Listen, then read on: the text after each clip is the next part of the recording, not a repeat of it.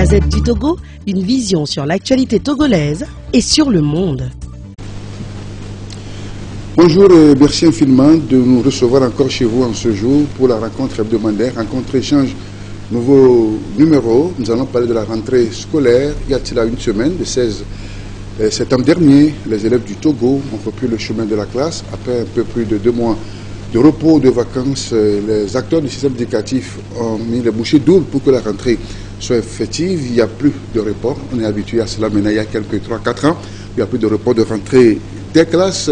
Nous allons parler de ces défis et enjeux liés à la rentrée scolaire en recevant un acteur du système sur mon plateau. Il s'agit de l'inspecteur Éloi Komlan Nouassan. Il est le doyen de l'IGE à Lomé. Monsieur l'inspecteur, merci de nous choisir pour partager avec vous, avec nous, avec les téléspectateurs, vos impressions de cette rentrée scolaire.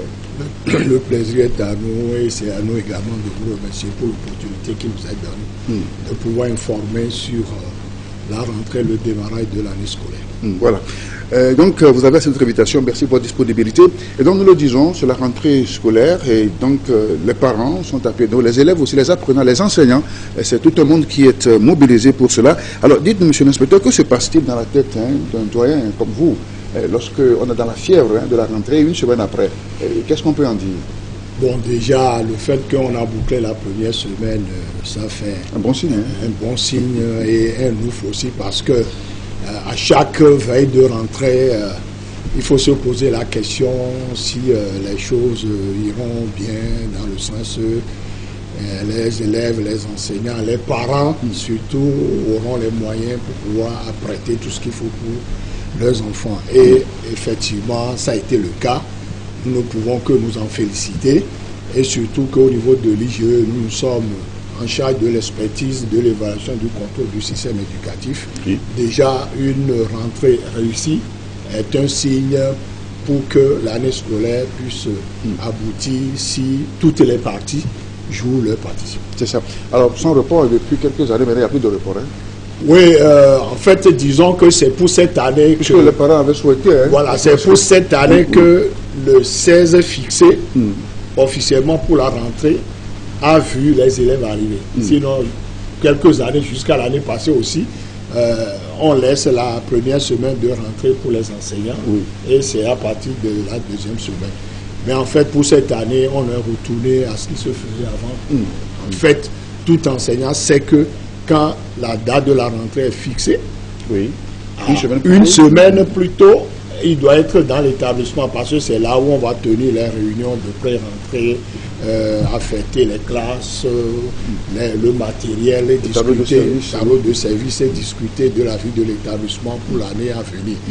Les chefs d'établissement sont censés arriver 2 semaines, 3 semaines plus tôt pour commencer par apprêter les classes et accueillir les demandeurs de places et autres. C'est cela. Et donc c'est conjoncturellement avec des besoins que pendant quelques années on a pratiqué plutôt la première semaine de rentrée pour les enseignants. Donc on est retourné et ce n'est qu'une bonne chose du moment où nous avons augmenté les congés aussi avec les congés de détente. On en parlera tout à l'heure. On a besoin encore de laisser cette première semaine. Donc celles qui croyaient que jusqu'au dimanche 15, il y aura ce report sur le lundi 23, se sont rendus compte le lundi matin que ce n'est pas le cas. Et tout le monde a répondu. Félicitations aux élèves, aux parents d'élèves qui ont apprêté tout ce qu'il faut pour leurs enfants, aux enseignants et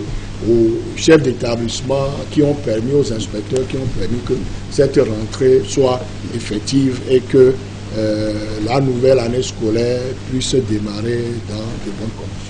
Et jusqu'à quand votre inquiétude, en tout cas votre soulagement, vous serez tranquille à partir de quel moment de En fait, on est tranquille quand on proclame les résultats de fin d'année. Et surtout si ces résultats répondent aux attentes prévues.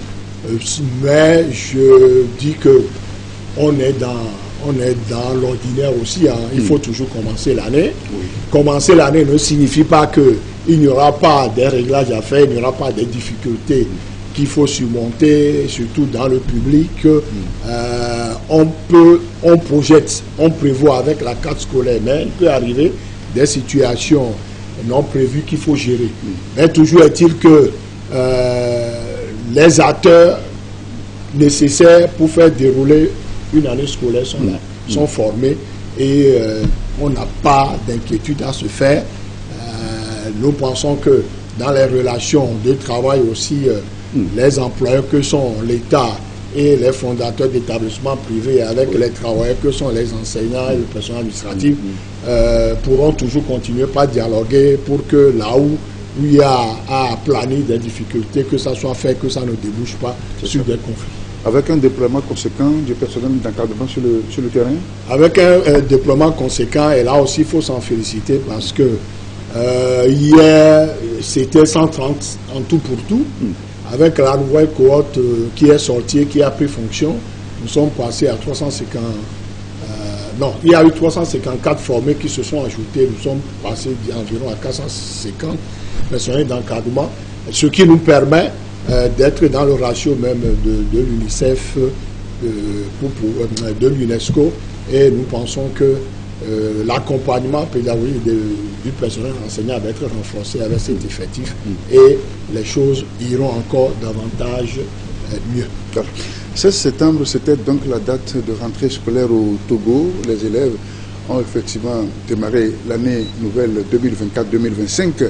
Une équipe ministérielle était dans les établissements sur tout le territoire. Notre équipe de reportage était dans un lycée à Lomé où c'était le Premier ministre elle-même qui a fait le déplacement avec le ministre de tutelle. Reportage dans cet élément. 16 septembre 2024, les élèves de tous les établissements officiels du Togo ont repris les chemins des classes. Ici au lycée de Tokoin 2, une délégation ministérielle composée du ministre Kokoroko Dodi Komlon, de la ministre Rose Kaï Mivedor, du ministre Nachamba et du ministre Gomado Kwami a été conduite par la locatrice de la primature de la République togolaise, Victoire Tomega Dogbe, qui a tenu à délivrer le message de l'autorité suprême qui adresse ses vœux et espoirs aux parties prenantes du système éducatif togolais, en particulier aux élèves. Effectivement, aujourd'hui c'est le premier jour de la rentrée et au niveau du gouvernement, on a souhaité faire le tour de quelques structures scolaires pour voir le bon démarrage de cette rentrée scolaire-là. Donc on a pu voir effectivement que les élèves étaient au rendez-vous, que la semaine de la rentrée pédagogique également a été utile parce que les enseignants, tout le monde était au rendez-vous. Et donc le message dont nous sommes porteurs, c'est le message du chef de l'État vis-à-vis de tout le système éducatif, notamment aussi bien les élèves, le corps enseignant, les parents et toutes les parties prenantes à notre système éducatif pour leur transmettre que le secteur de l'éducation est une des priorités du gouvernement, est une des priorités du chef de l'État et malgré, je dirais, tous les défis, aussi bien économiques, les défis sécuritaires, l'éducation de nos enfants reste un des grands piliers sur lesquels le gouvernement travaille, puisque c'est le projet P9 et P10 de la feuille de route gouvernementale. Au cours de cette visite qui a pour mission la vérification de l'effectivité de la reprise des cours, des dons de plus de 7000 tables ont également été octroyés aux établissements du Grand Lomé et du Golfe. Le gouvernement met également un accent sur tout ce qui est renforcement des infrastructures.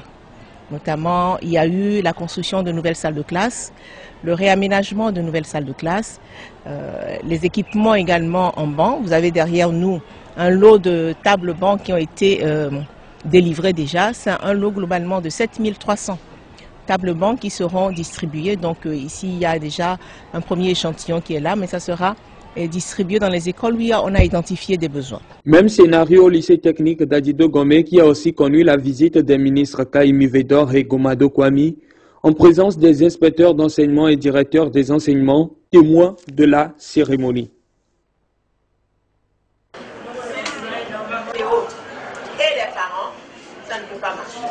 Ici, un bâtiment rénové a été confié au bon soin du proviseur pour une utilisation efficace. C'est l'occasion de témoigner aux élèves et aux corps professoral leur dévotion et leur soutien pour un système éducatif meilleur. Voilà, c'est des délégations ministérielles qui sont allées dans plusieurs établissements du Togo. Et donc, monsieur l'inspecteur, alors à quoi répond cette visite qu'on a constatée depuis quelques années dans l'établissement reprise des classes où les autorités arrivent officiellement pour constater l'effectivité de la reprise des classes? Bon, c'est tout à fait normal, hein. C'est l'État dans son rôle régalien qui doit assurer la scolarisation de ses enfants, de ses citoyens et citoyennes. Et il est tout à fait normal, du moment où l'éducation reste un pilier central de l'action gouvernementale. Et d'ailleurs, ça rentre dans le volet de la souveraineté. Personne ne viendra assurer la scolarisation de vos citoyens. Donc c'est tout à fait normal que qu'on puisse voir dans ce cas les premières autorités qui viennent pour constater. Ça permet aussi aux élèves, aux enseignants, aux personnels d'encadrement de savoir qu'ils sont regardés par les autorités. Également, ça fait une motivation pour eux, puisque c'est un signe de reconnaissance du travail qui est fait. Donc on ne peut que saluer cela, et quand c'est à la rentrée comme ça, ça donne aussi le signe que le gouvernement, l'État est à l'écoute et au besoin apportera le nécessaire pour que aucun problème ne puisse entraver le bon fonctionnement du système scolaire. Ben, ça fait du bien, n'est-ce pas? Ça fait aussi bien aux apprenants qui sont rassurés. Aux encadreurs, aux parents. Parce que, quoi qu'on le dise, lors de cette tournée, les premières autorités aussi mettront le doigt sur les besoins. Puisque chaque rentrée, naturellement, les besoins sont remontés. On a parlé de tablement, il y a des besoins en salle de classe, il y a des besoins en enseignant pour le public. Et donc, quand les premières autorités circulent, c'est le moment aussi de constater, parce que peut-être, si elles restaient dans leur bureau, les rapports peuvent parvenir, mais des parties peuvent leur échapper qui ne leur diront pas le vrai visage des besoins sur le terrain. Donc, on ne peut que les remercier pour ce temps dégagé pour constater l'effectivité de la rentrée. D'habitude, quels sont les problèmes, les besoins les plus urgents auxquels on est confronté à un début de rentrée de classe? Alors, début de rentrée, le premier besoin, c'est le problème de l'accès. Il faut pouvoir donner de la place à tout demandeur, d'élèves qui demandent, surtout quand on est dans le public, et surtout avec la question de la gratuité des frais de scolarité. Évidemment,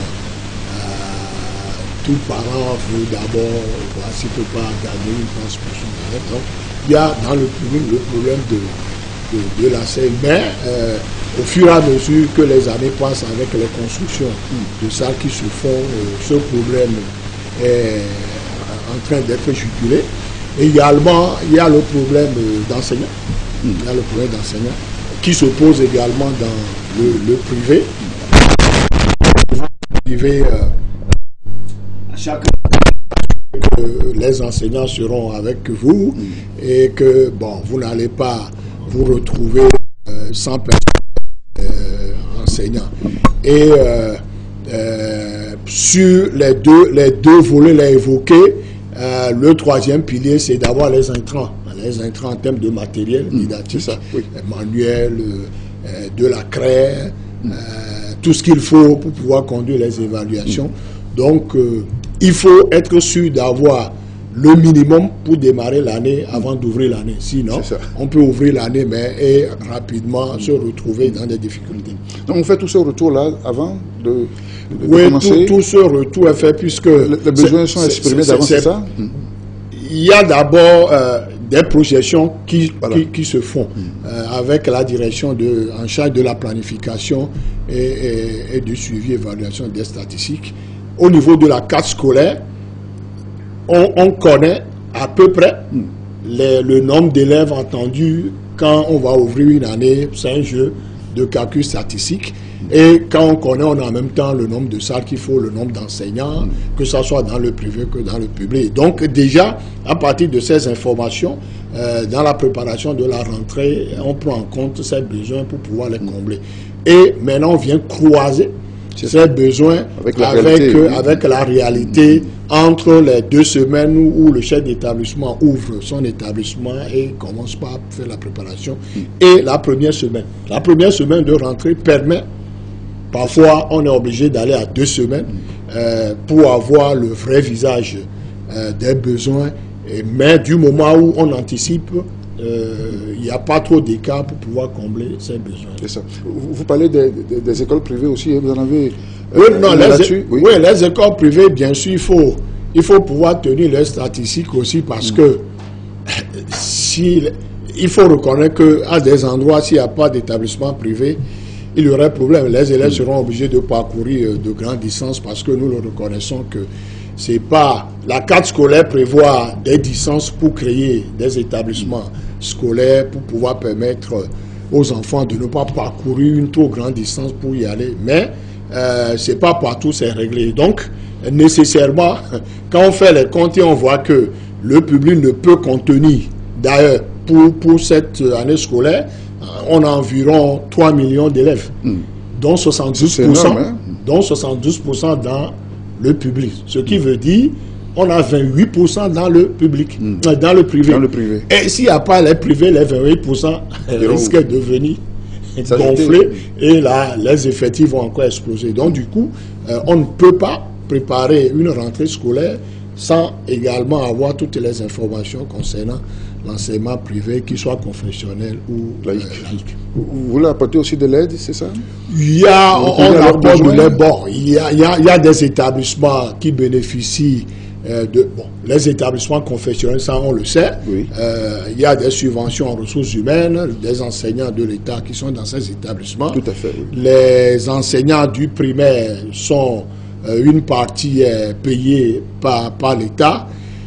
Au niveau des établissements privés laïcs, ils ne sont pas nombreux, mais il y a quand même des établissements aussi qui bénéficient de cela. Bon, maintenant, le souhait, c'est que l'État, et ça aussi c'est son rôle, hein, toute structure qui est en charge de l'information et de la formation du peuple doit être subventionnée.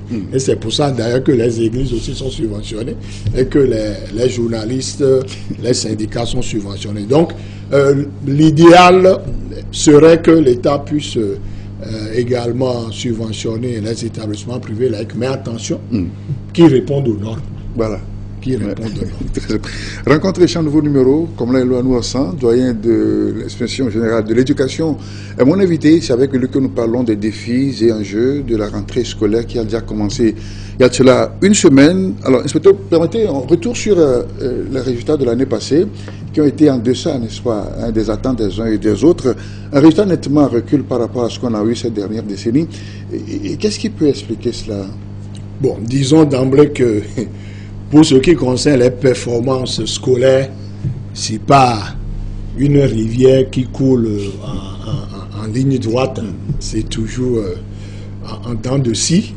Et pour s'en rendre compte, il suffit de voir les statistiques sur 10 ans et on verra que ça balance toujours. Donc, on ne peut pas non plus s'attendre à dupliquer exactement les mêmes performances d'une année à une autre. Mais le souhait et ce qui est indiqué, c'est que de mieux en mieux que les performances des élèves s'améliorent.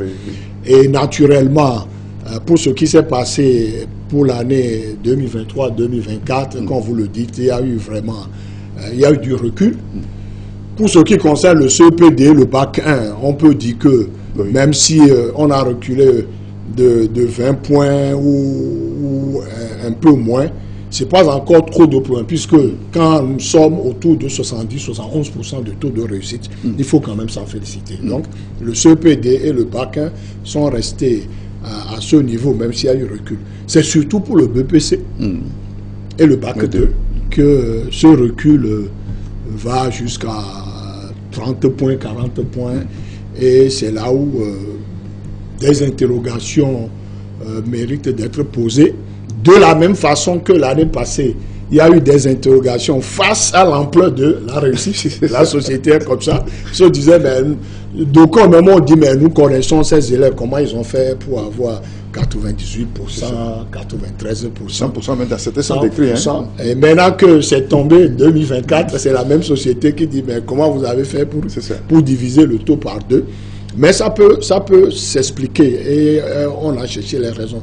Premièrement, naturellement, par rapport à tout ce qui a été dit autour des résultats de l'année scolaire 2022-2023, le ministère a procédé à une expertise de la qualité de la correction des copies. Et ça, il faut reconnaître qu'on a trouvé des insuffisances. Et ce constat a amené le ministère à renforcer la police des examens pour prévoir des sanctions. Par exemple, un surveillant qui est surpris en train d'aider, parce qu'on a le cas, même cette année, on a eu des cas comme ça, où vous trouvez que la même salle d'écrit, en calcul mental, tout le monde a eu la même note. Et vous voyez que quand les résultats, les réponses sont bonnes, tout le monde a trouvé les résultats bons. Là où les réponses sont fausses, tout le monde a trouvé ces résultats fausses.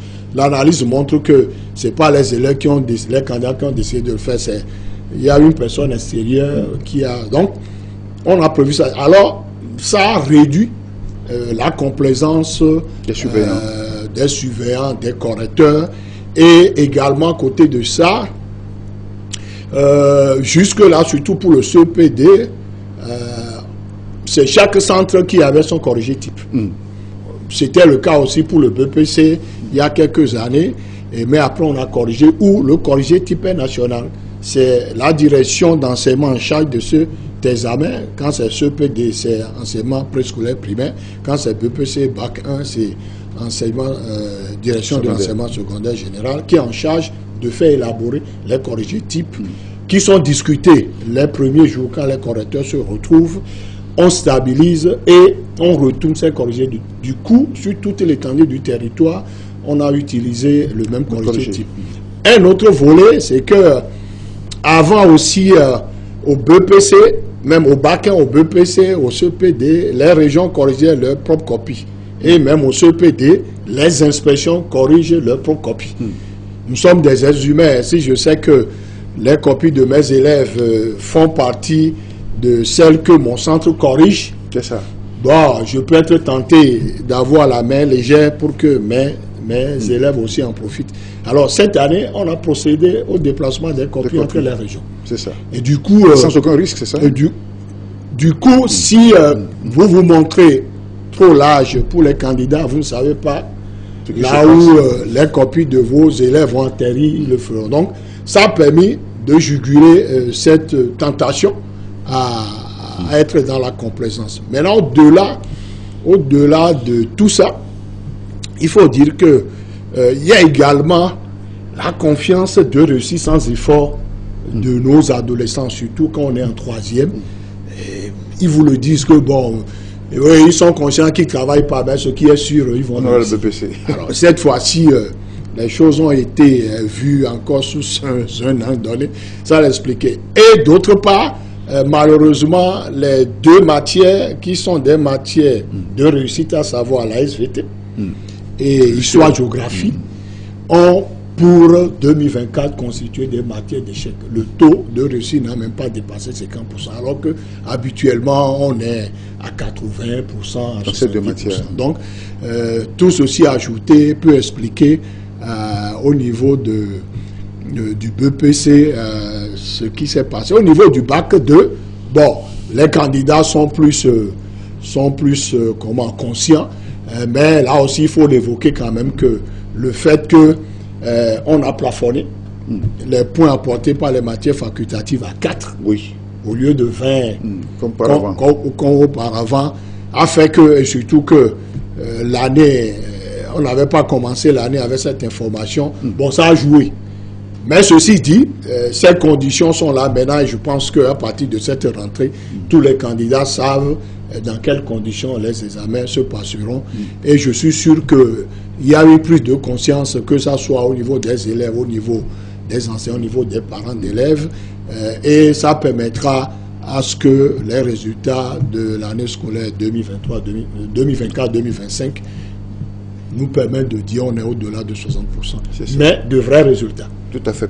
Alors, on a aussi parlé d'une forte pression sur les correcteurs qui ne voulaient pas justement tombé dans le panneau de la police des armées. Non, c'est ça, parce que, effectivement, si vous vous rendez coupable de travers, vous répondez.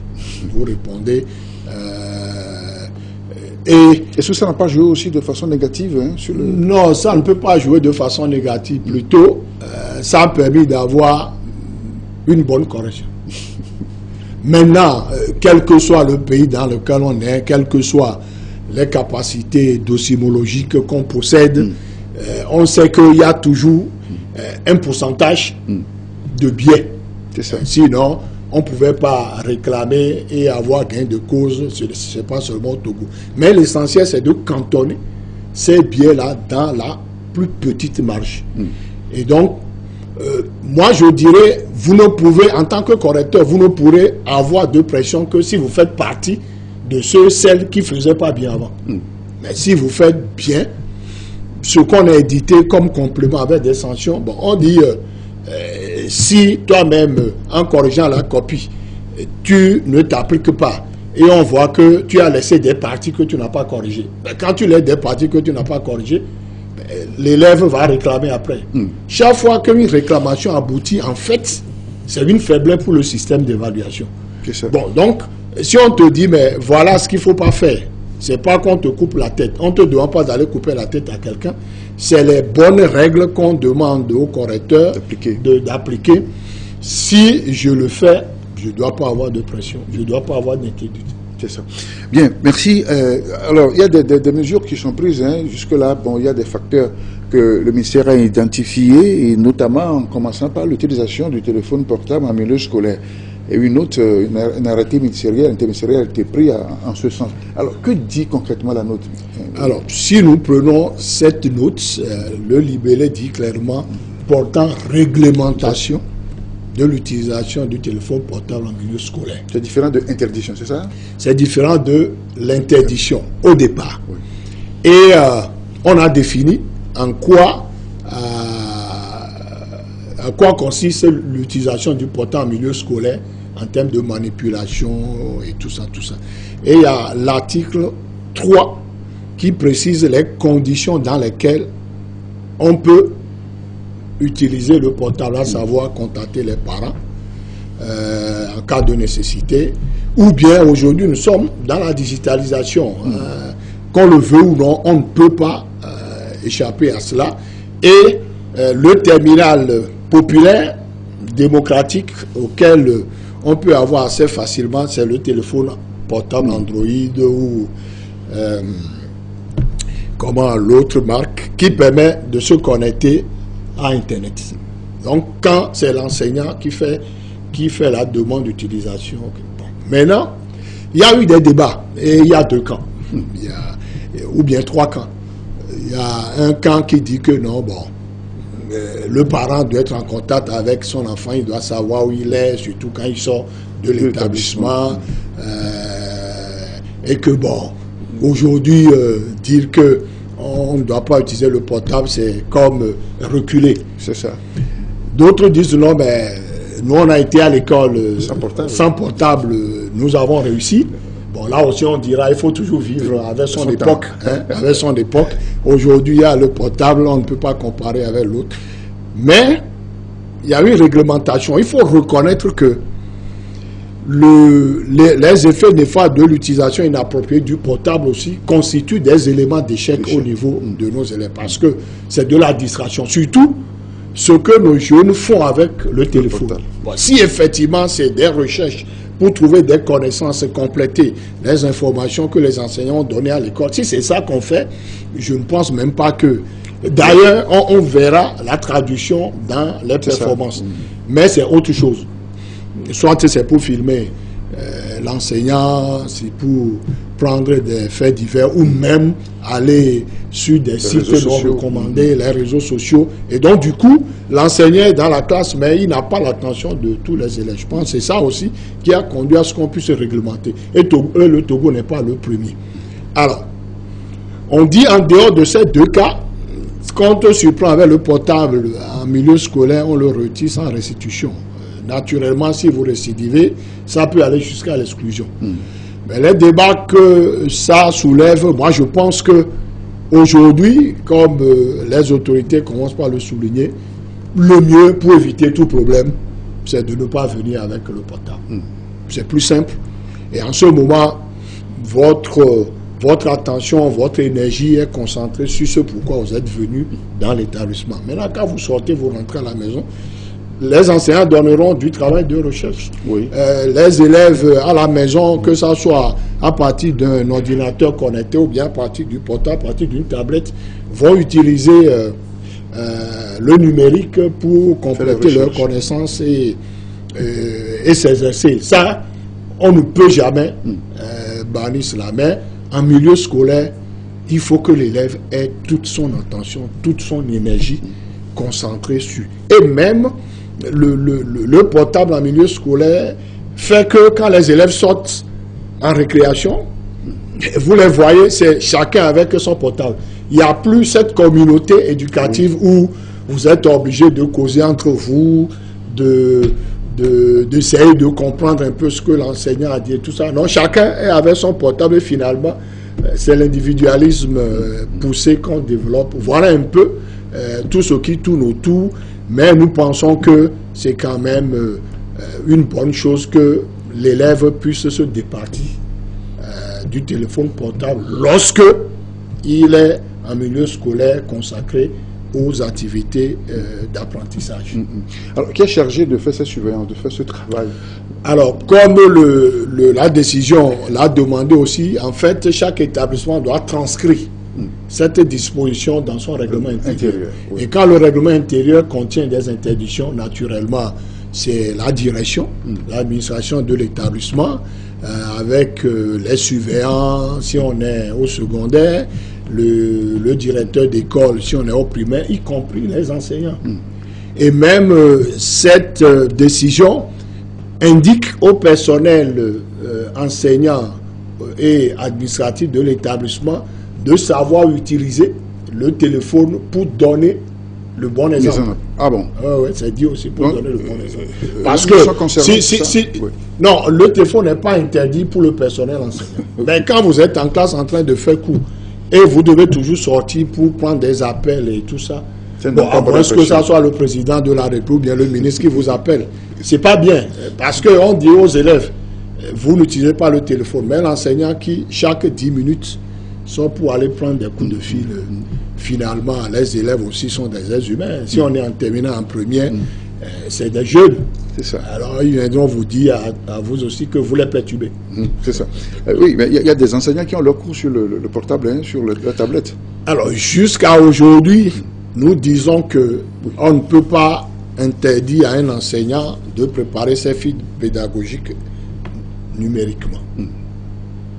Mais jusqu'à preuve du contraire, on demande à l'enseignant de toujours imprimer sa fiche pédagogique. De sorte que quand vous venez en classe, vous n'avez pas besoin de tenir une table, un téléphone pour faire le cours. Quand on est à l'université, c'est encore autre chose. Parce que, quoi qu'on dise, il y a des endroits du pays où le portable ou bien la tablette demeure une curiosité. Et quand vous l'avez, au lieu que les élèves se concentrent sur ce que vous leur enseignez, eux, ils se concentrent sur l'outil que vous utilisez. Et l'enseignant oublie que c'est un matériel qui est fabriqué. Vous venez, vous voulez allumer votre tablette, ça ne s'ouvre pas. Ou bien vous ouvrez, vous voulez ouvrir un fichier, le fichier, votre fiche ne s'ouvre pas. Vous allez faire quoi? Et donc, c'est mieux que l'enseignant ait sa fiche pédagogique imprimée. Et c'est avec ça qu'il va faire le cours. C'est très important. On ne dit pas que c'est pas bon de préparer sa fiche à partir de l'ordinateur, mais pour le moment, ça viendra, ça viendra. Si le Togo aussi arrive avec les moyens à disposer d'un vidéoprojecteur, d'un ordinateur pour chaque salle de classe, bon, là, quand l'enseignant vient, il prépare son cours sous présentation et il projette. Okay, mais pour le moment, nous ne sommes pas là. Et ce n'est pas dans toutes les contrées que, bon, on voit des tablettes et tout ça. Donc, on les exhorte à imprimer leurs fiches. C'est ça qui leur permet aussi de se prémunir de tout ce que j'ai dit, qui peut constituer des problèmes pour eux. L'inspecteur est là et vous commencez et votre votre tablette ne s'ouvre pas, bon, je ne suis pas bien sûr déchargé, que... bien déchargé. C'est ça. Bien, merci. Alors, l'autre problème, hein, souvent, qu'on cite en milieu scolaire, c'est la faiblesse de l'autorité de l'encadreur, de l'enseignant maintenant, hein, avec le débat sur les droits de l'enfant, l'interdiction de la punition corporelle du bâton en milieu scolaire. Alors, est-ce qu'il n'y a rien à faire dans ce domaine pour renforcer l'autorité du maître? Bon, ça aussi, c'est un débat qui date de longtemps déjà, hein, parce que la question de bâton, c'est pas aujourd'hui. Nous, quand on a commencé, on est rentré dans l'interdiction, et ça fait beaucoup d'années déjà. Bon, en fait, ce que moi j'ai appris avec l'expérience, c'est que l'être humain, quand vous arrivez à lui dire clairement en quoi il a fauté, il est toujours disposé à n'importe quelle sanction d'ailleurs. Quand il est convaincu d'avoir fauté, lui-même peut fixer les sanctions. Et surtout quand il s'agit des adolescents, tant que vous ne montrerez pas à l'adolescent en quoi il a fauté et le convaincre, tout ce que vous voulez lui faire, il ne peut que vous opposer un refus. Nous tous, nous avons traversé ce stade-là. Et donc, quand on dit sanction, le bâton, oui, on avait utilisé le bâton avant. Est-ce que c'est la non-utilisation du bâton qui fait que... Non, il y a des établissements où l'administration arrive à bien tenir les élèves. Il y a des enseignants qui n'utilisent pas de bâton, mais ont toute leur autorité. Moi, j'ai l'habitude de dire que le premier élément d'autorité de l'enseignant dans la classe, c'est la maîtrise de sa matière. Quand vous maîtrisez votre matière, ce qui fait que les élèves peuvent vous arrêter dans votre élan et vous amener sur un autre sujet. Vous terminez, 10 minutes après, vous revenez, vous reprenez votre cours là où vous l'avez laissé. C'est ça l'autorité de l'enseignant. Et si tous les enseignants ont cette autorité, automatiquement, ça facilite la tâche aux surveillants et à l'administration. Maintenant, est-ce que c'est le bâton qui demeure la seule sanction? On a développé des sanctions qu'on a dites alternatives. On n'a jamais dit qu'il ne faut pas retenir un élève fautif, par exemple, pour venir faire un travail pédagogique ou bien faire un travail manuel le mercredi soir, le samedi. On n'a jamais dit ça. Hein? On n'a pas interdit ça. Ce qu'on interdit, c'est d'exercer la violence, et Dieu seul sait. Et là, je vais m'adresser à certains établissements privés laïcs où on continue pas à faire violence sur les élèves avec le bâton. Moi-même, j'en ai vécu. Et j'avais même menacé l'enseignant que je vais lui faire subir la même chose qu'il est en train de faire. Au C1 dicté, et l'enseignant avait découpé une partie de la chambre à air. Ça doit être pour... Est-ce que c'est pas roue de titan ou bien de camion rectangle? C'est avec ça qu'il chicotait les élèves parce qu'il est en train de faire de la dictée et vous faites faute, vous prenez les coups. Et vous voyez les traces. Ça, c'est de la violence. C'est pour prévenir cette violence qu'on dit pas de bâton. C'est pour prévenir. Moi, j'ai vécu des cas où vous voulez tirer l'oreille de l'élève, il fait un recul, un pas de recul, et le pavillon se détache. Vous n'avez pas voulu arriver là. Absolument, oui. Mais, c'est pas, peut-être vous avez des problèmes à la maison, vous avez quitté avec des problèmes à la maison, vous venez à l'école. Si vous voulez taper les élèves, vous allez les violenter. Il y a eu des cas où les parents amènent les élèves à l'école pour qu'on les tape. Un cas s'est présenté où on a tapé, c'était une fille, et la fille est partie se suicider. Mais quand les gens ont appris ça, ils ont accusé l'établissement. Que pourquoi l'établissement a accepté taper la fille? Et c'est le parent qui l'a amené? C'est le parent qui l'a amené.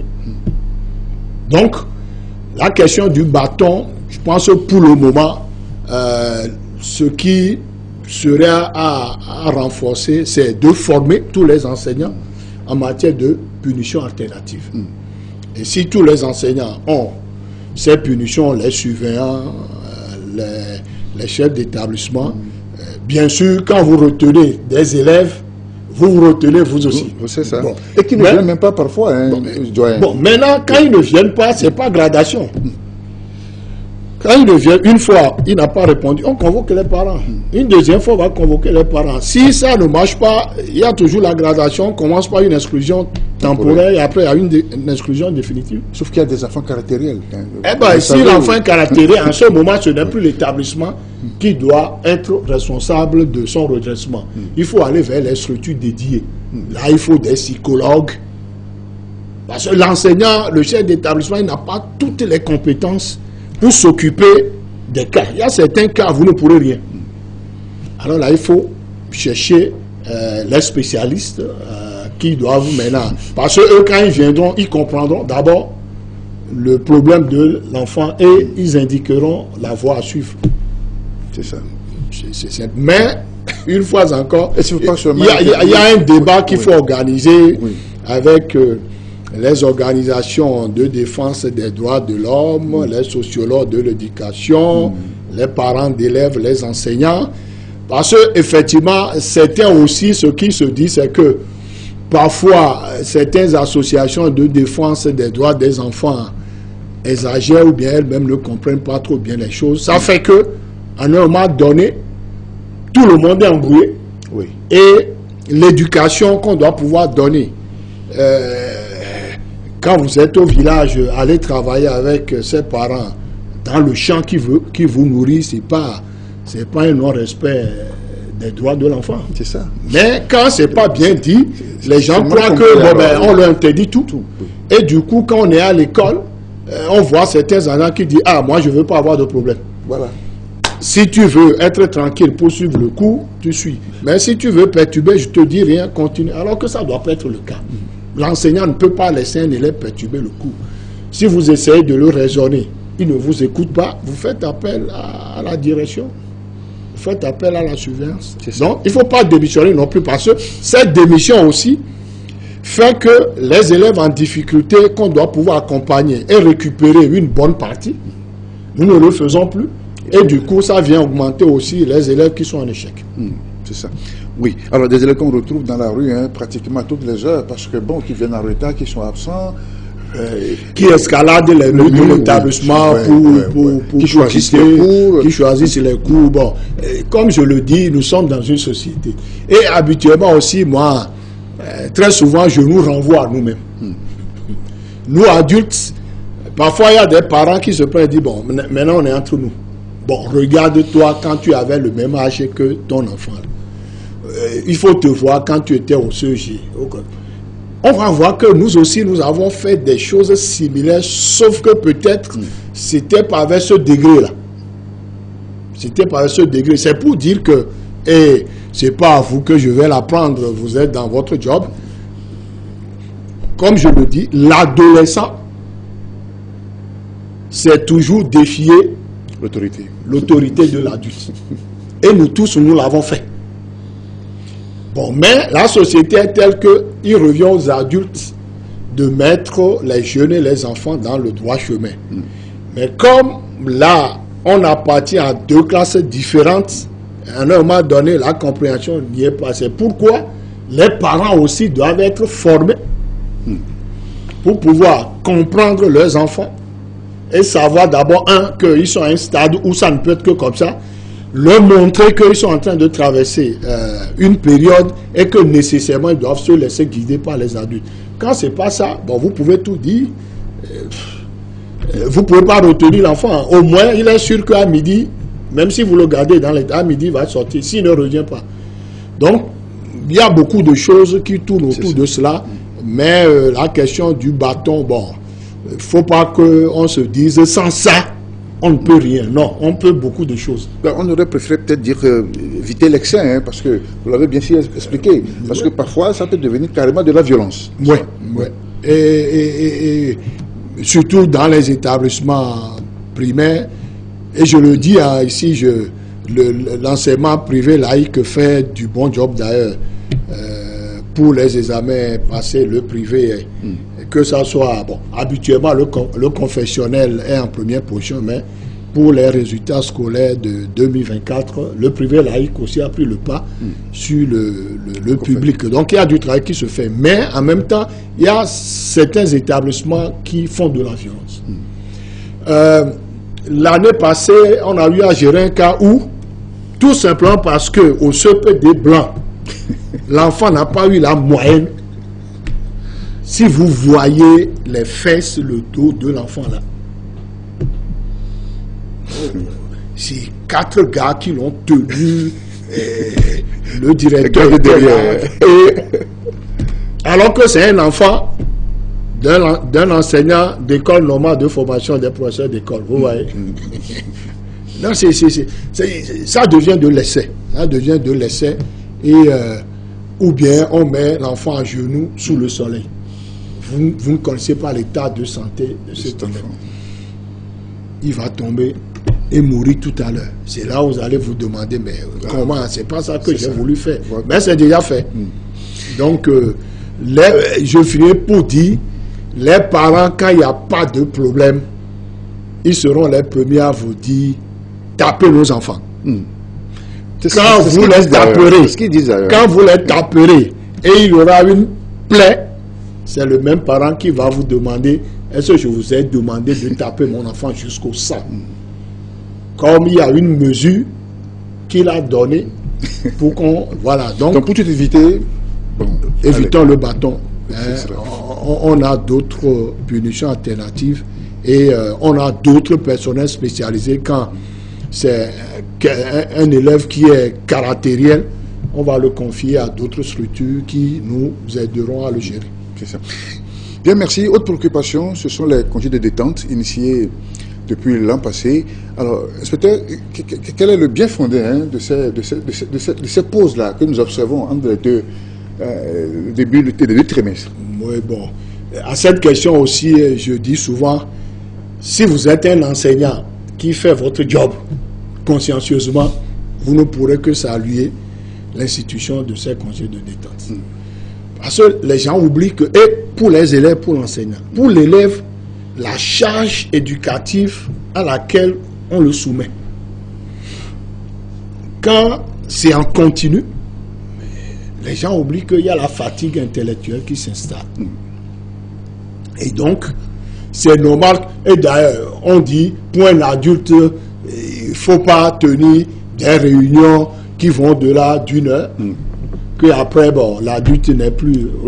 Si ça se dit pour l'adulte, quid de l'enfant qui est en construction. Donc, c'est pour faire reposer, après un temps de charge cognitive, qu'on a décidé d'introduire.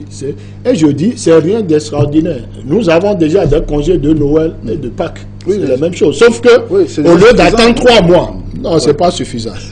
Au lieu d'attendre 3 mois pour poser, on fait 6 semaines, on pose. Et quand on pose, c'est combien? En fait, nous comptabilisons les week-ends, c'est pourquoi on parle de 10 jours. Sinon, le premier congé qui va venir, en fait, c'est 4 jours. Parce qu'il y a Toussaint dedans, qui est déjà férié. C'est 4 jours. Ouvrez qu'on ne travaillera pas. Donc, moi, je suis sûr que si vous posez la question aux enseignants, aux élèves, ce qui s'est passé l'année passée, c'est que la décision a été prise après la rentrée. Et donc, certains parents ont dit, mais nous, on n'était pas préparés à ça. Vous nous laissez nos enfants sur les bras, 2 congés de plus. Maintenant, tout le monde est préparé à ça. Au niveau des enfants, ils vont poser, mais moi je dis c'est toujours une pause active, puisque pour ces congés, ils vont recevoir des exercices à faire. Il y a des enfants, et là aussi, vous êtes professeur, vous êtes chef d'établissement, on sait qu'il y a des enfants, ils sont toujours en retard sur l'enseignant. C'est quand vous êtes sur la 3e leçon que lui, il a fini de maîtriser la première leçon. Et donc, quand on fait ces pauses, ça permet également à ces enfants-là de se rattraper.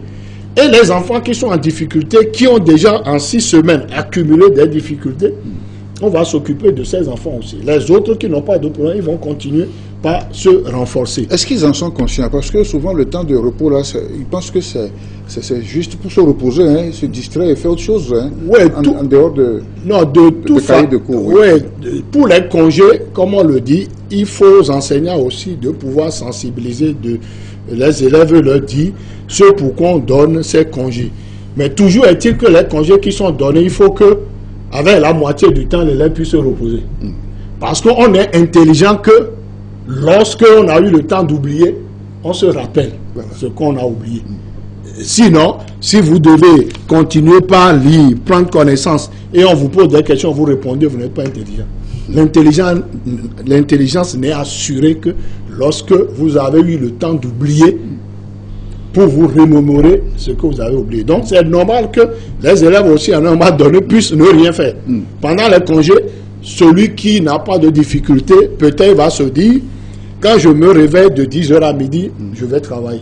Le reste, je vais aller jouer. Il n'y a pas de problème. Lui aussi, il a son rythme. Un autre va utiliser toute la matinée, un autre va utiliser l'après-midi. Les enseignants prennent ce temps aussi pour pouvoir avancer dans la préparation de leurs fiches et dans la correction des copies. Si on ne les convoque pas pour des formations, hein, parce que l'année dernière, on a vu que... Non, de toute façon, lorsqu'il y a formation pédagogique, formation continue, l'enseignant ne peut ne pas s'y rendre. Ça, c'est une obligation. Comme un travailleur qui est dans une entreprise, quand on dit il y a recyclage, vous ne verrez pas, on vous licencie sans droit. Donc, quand il y a formation, comme on le dit, pendant les vacances, l'enseignant va répondre à ces formations. Bon, maintenant, ces formations, par exemple, pour le cas de cette année, on a fait violence de pouvoir faire la formation sur les programmes de terminale avant d'ouvrir l'année. Sinon, peut-être c'est la semaine prochaine qu'on prendrait quelques temps pour le faire. Donc, mis à part des formations qui peuvent venir, il vaut mieux même faire les formations dans les congés pour ne pas prendre sur le budget temps des élèves. Ceci étant dit, l'enseignant va faire ça avancer dans ses préparations, corriger les copies et également avoir le temps de pouvoir accompagner les élèves en difficulté lorsque c'est le cas. Et donc, c'est le bien pour tout le monde. Certains ont voulu mettre les reculs qu'on a observés sur ces congés de détente. Moi, je m'inscris en faux. Si on a eu 4 examens, 2 sont restés dans les 70%. Donc, les congés de détente, si c'est vraiment un problème, on devait avoir aussi des taux très bas pour ces 2 autres-là. Donc, c'est une bonne chose. Nous sommes dans la 2e année d'expérimentation de la chose. Moi, je propose qu'on puisse pratiquer ça 2 ans, 3 ans, et c'est là où on pourra faire une évaluation pour voir si ça n'arrange pas plus que ça ne pose de problème.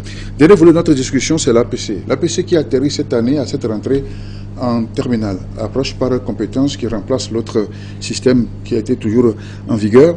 Alors, rapidement, monsieur l'inspecteur, que dire de cette nouvelle approche?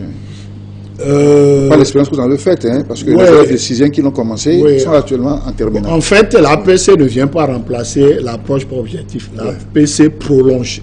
L'approche par compétence prolonge l'approche par objectif. Dans le sens que, comme on le dit, dans l'approche par compétence, nous distinguons 2 moments.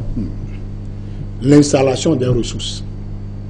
Et l'autre moment, c'est la convocation de ces ressources pour résoudre des problèmes.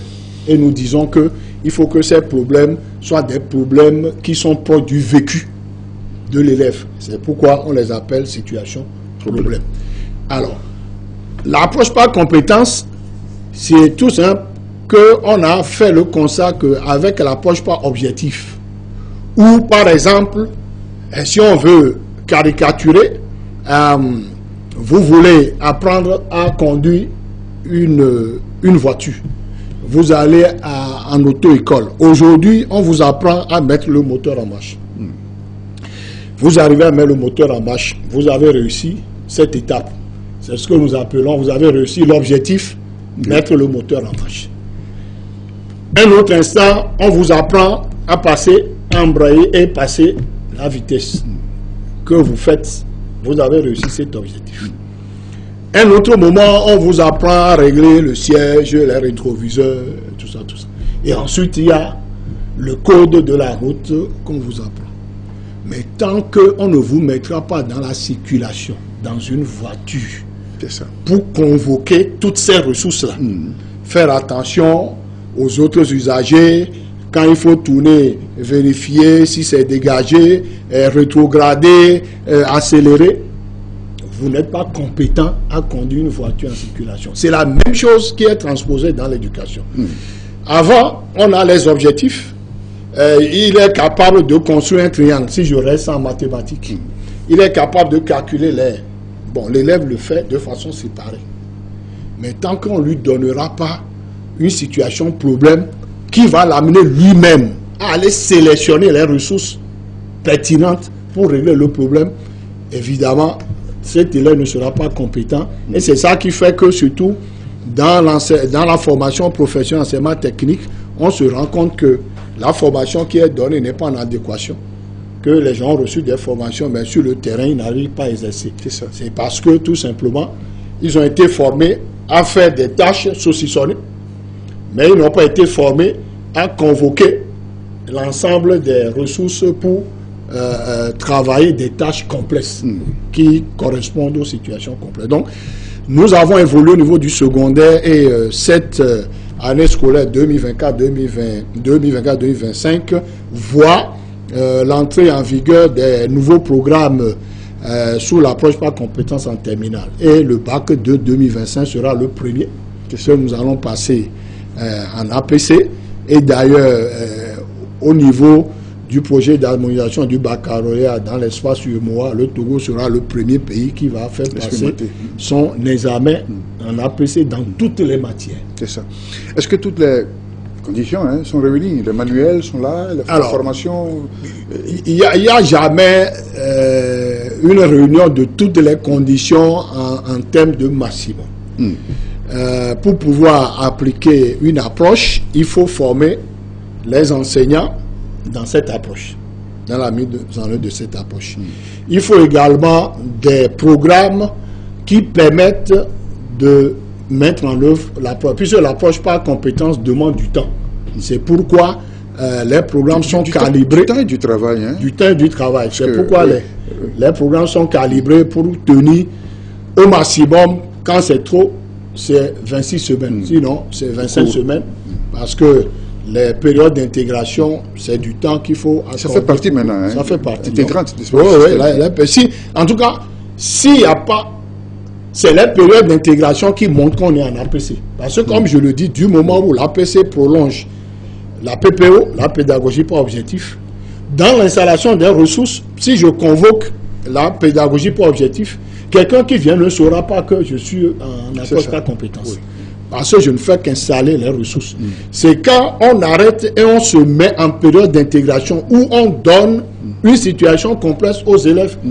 On croise les bras, si on a fini de faire l'entraînement et ils résolvent, sans rien leur dire, c'est eux-mêmes qui vont aller dire, ah, ça, il me faut aller convoquer telle ressource. C'est en ce moment qu'on dit qu'on est rentré en APC parce que l'élève commence par intégrer les ressources qui sont installées en les choisissant lui-même, sans autre indication. Donc, s'il n'y a pas de période d'intégration... C'est sûr qu'il y a des encadreurs qui nous suivent, des enseignants qui nous suivent. Je voudrais que ce soit plus concret. Dans cette semaine d'intégration, qu'est-ce qui se passe concrètement? Alors, la semaine d'intégration, comme on le dit, bon, en règle générale, on dit après 4 semaines, 5 semaines d'installation des ressources, il faut faire 1 semaine, 2 semaines d'intégration. C'est ça la règle générale qui s'applique facilement au primaire. Au secondaire, suivant les matières, la durée varie.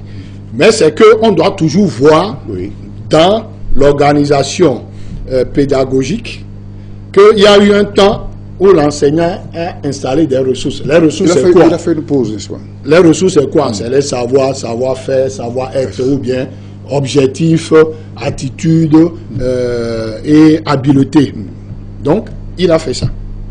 Maintenant, on passe en période d'intégration où on donne des situations qui vont évaluer une compétence. D'accord.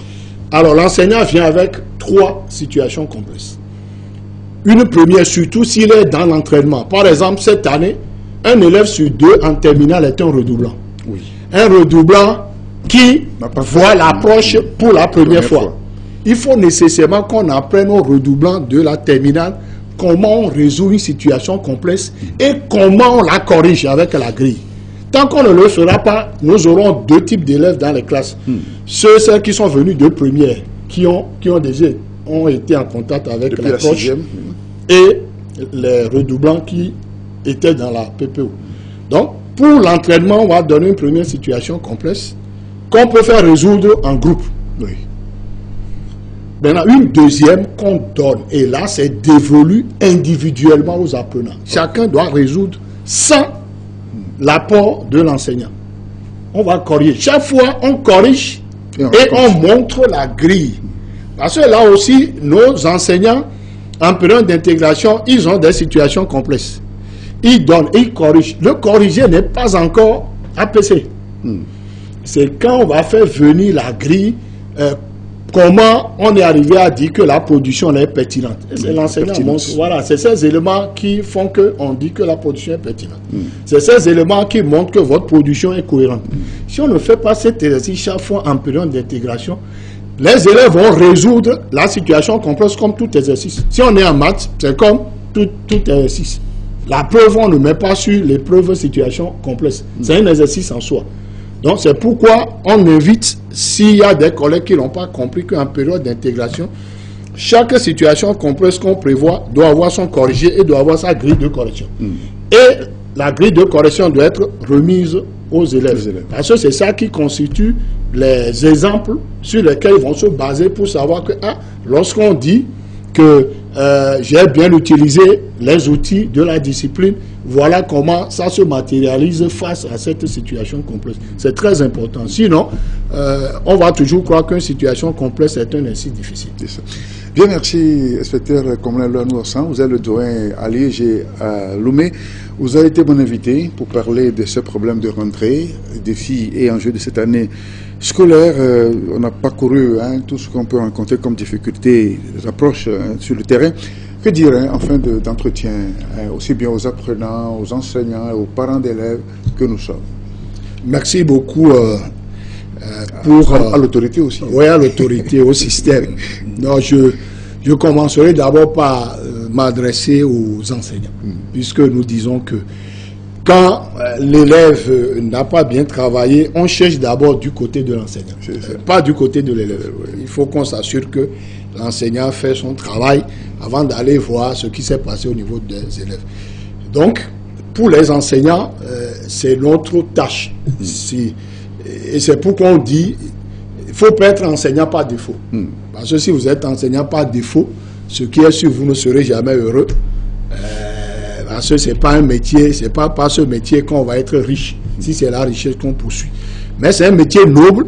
Former l'individu, c'est un métier noble. Donc, si nous sommes dans l'enseignement, même si on compte quitter l'enseignement, le moment où on y est, il faut faire le travail qui nous revient, en préparant bien nos leçons, en cherchant tout ce qu'il faut. Par exemple, les enseignants en sciences expérimentales, on a encore mis l'ensemble en sortant un arrêté qui précise, qui demande aux enseignants de sciences physiques, de SVT, de faire manipuler les élèves. Parce que on ne peut pas continuer par faire une leçon sur le voltamètre au tableau.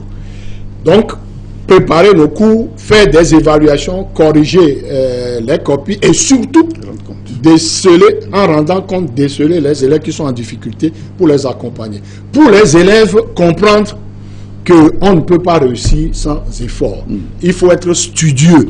Et quand on est studieux, très souvent on réussit aux examens. Et si jamais vous échouez, tout le monde va dire il doit y avoir quelque chose qui s'est passé. C'est pourquoi il a échoué. Les parents d'élèves, ne laissez pas l'éducation de vos élèves seulement confiée à l'école. C'est vrai que quand on est en année scolaire, l'élève passe plus de temps à l'école qu'à la maison. Bon, du moins à la maison c'est pour dormir. Mais en journée, il passe plus de temps. Mais il faut que les parents aussi continuent pour encadrer leurs enfants, à leur parler, à leur faire dire le pourquoi ils vont à l'école. Si à partir de la classe de 4e, l'élève pense qu'il va à l'école parce que s'il n'y va pas, il va se justifier, c'est déjà perdu. Mais si à partir de la 4e, l'enfant dit je vais à l'école parce que ça me permettra après d'aller dans ce que je veux faire, c'est déjà bon. Et maintenant, naturellement, pour les autorités éducatives, de continuer par déployer les efforts pour que le minimum nécessaire soit garanti pour les établissements scolaires pour que ça puisse fonctionner. Le personnel d'encadrement aussi est appelé à renforcer l'accompagnement pédagogique pour que l'enseignant, surtout les débutants, puissent avoir des épaules sur lesquelles s'appuyer pour améliorer leur pratique enseignante. Bien, merci à vous pour ce temps passé en studio, pour toutes ces explications. Je rappelle que vous êtes le doyen à l'inspection générale de l'éducation à Lomé. Vous êtes inspecteur de mathématiques, vous avez été dans les classes, donc félicitations à vous et merci pour ces explications. Et j'ajoute l'un des concepteurs de l'APC, n'est-ce pas? Non, l'un des formateurs. Okay. Mesdames et messieurs, c'est la fin de ce numéro de rencontre. Il était question des enjeux et des défis de la rentrée scolaire. Il ne reste qu'à souhaiter bonne reprise des classes à tous et que l'année scolaire soit couronne de succès à tout le monde. Au revoir et à très bientôt. La Gazette du Togo, une vision sur l'actualité togolaise et sur le monde. Rejoignez-nous sur le www.lagazettedutogo.com ou sur nos comptes Facebook, Twitter et YouTube. Pour tout contact, écrivez à contact@lagazettedutogo.com ou appelez le 92 80 88 53. La Gazette du Togo, c'est l'information en continu.